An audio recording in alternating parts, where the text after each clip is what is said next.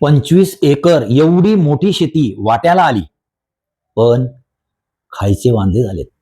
हिरामन पाटील यांचं अचानक आजारपणामुळे निधन होतं आणि त्यांचा जो मुलगा असतो भरत पाटील, याचं वय जेमतेम 17-18च्या दरम्यान असेल आणि आमचा मित्र संजय मराठे यांचे ते नातेवाईक, आई त्यांना म्हणाली, की "माझ्या लेकराला काही कर, पण नोकरीला लाव."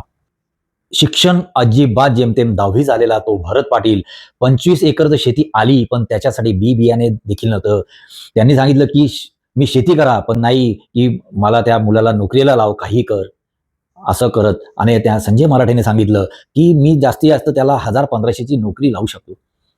ती आई म्हणाली, "अरे माझ्यासाठी हे खूप आहे. माझ्या गहू, तेल, तूप, मीठ जरी येऊन गेलं ना, तरी माझ्यासाठी भरपूर आहे." असं त्या आईने कळकळीने त्या संजय मराठाला विनंती केली आणि ती विनंती त्याला देखील हृदय भरून आलं आणि त्याने देखील त्याच्या कंपनीमधल्या लोकांना सांगून त्याला 1,500 ची नोकरी लावून दिली. पण खरी जिद्द काय असते त्या मुलाने दाखवून दिलं.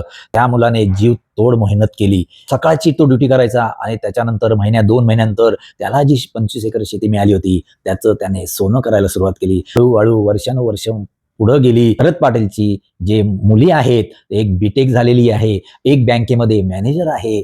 आज त्याचं एकदम तो जरी कमी शिकलेला असला, तरी त्याने आपल्या मुलांना उच्च शिक्षण देऊन आज उच्च पदावर कामावरती आहे.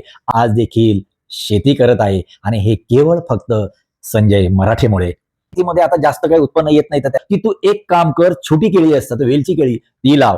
आणि काय आश्चर्य त्याने ती लावायला सुरुवात केली, की जी केळी मी रोज जी केळी आलेली असतात ती मी बाजारात घेऊन जातो. 15 मिनिटामध्ये माझी ती केळी विकली जातात. 1500चे ₹2000 मला त्याचे मिळतात. म्हणजे 15 मिनिटामध्ये. म्हणजे एखाद्या व्यक्तीला सांगणं आणि त्या व्यक्तीनं ते आचरणात आणलं आणि ती जिद्द त्याने करून दाखवली. आज देखील आज त्याचा मोठा संसार आहे. थोडक्यात तुम्हाला एक गोष्ट अशी सांगावीशी वाटते, की जर तुम्हाला मदत करणारं जरी कोणी असेल, तर ती मदत तुम्ही घेतल्यानंतर त्या जिद्दीला ती पेटून उठणं गरजेचं आहे. त्यामुळे तुमचं जे भविष्य आहे ते उज्ज्वल होतं. म्हणजे फक्त त्या मुलाला भरत पाटीलला शिक्षण आड आलं नाही, तर त्याने स्वतःच्या मुलांना नाही, तर त्याच्या भावाच्या मुलांना देखील त्याने शिकवलं आणि आज ते खूप छानपैकी त्यांचा संसार सुखाने सुरू आहे.